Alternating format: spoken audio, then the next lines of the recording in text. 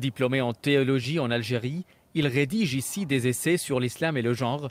Il organise des conférences sur l'homosexualité et la religion et il offre ses bénédictions aux couples musulmans. Dans cette cérémonie, peu après la création du centre, il bénit l'union de deux Françaises dont l'une est d'origine arabe. Nous avons obtenu un extrait vidéo de l'événement, à condition de préserver l'anonymat des personnes présentes. Protection de la vie privée, mais aussi méfiance.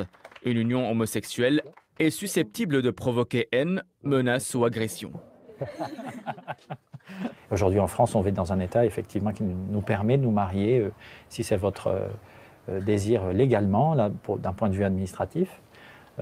C'est une représentation du mariage pour moi qui est tout à fait non seulement compatible, mais encouragée par la tradition dite arabo-musulmane.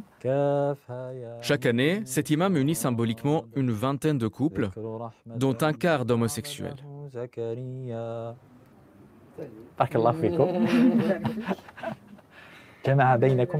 Que votre union soit pleine de bénédictions. Ils me disent tous que pour eux c'est important, pour leur famille c'est important, pour leur couple, que la spiritualité soit aussi présente le jour de leur mariage, c'est la façon d'établir un contrat qui compte ici dans le contexte présent et qui est appliqué à l'union maritale.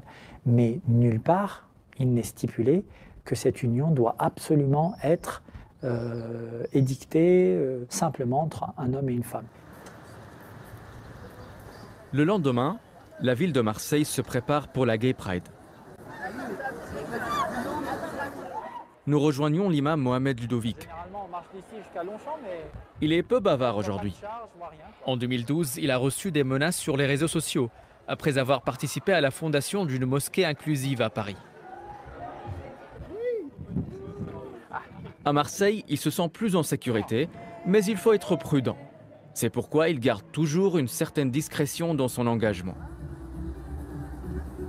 Donc là, je pense qu'il faut arrêter de filmer parce qu'on va aller rejoindre des gens qui sont d'origine arabe et leurs parents ne sont pas du tout au courant au bled qui sont LGBT.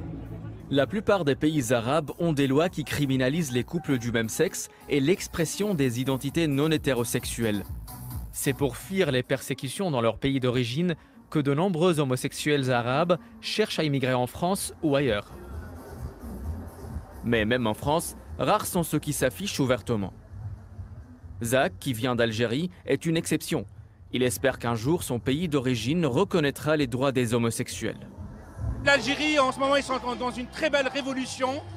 Il y a beaucoup de personnes LGBT qui sont en train de défiler et de faire des manifestations avec des petites pancartes revendiquant la dépénalisation et les droits des personnes LGBTQI. Mais j'y crois. Pas pour le moment, mais ça viendra.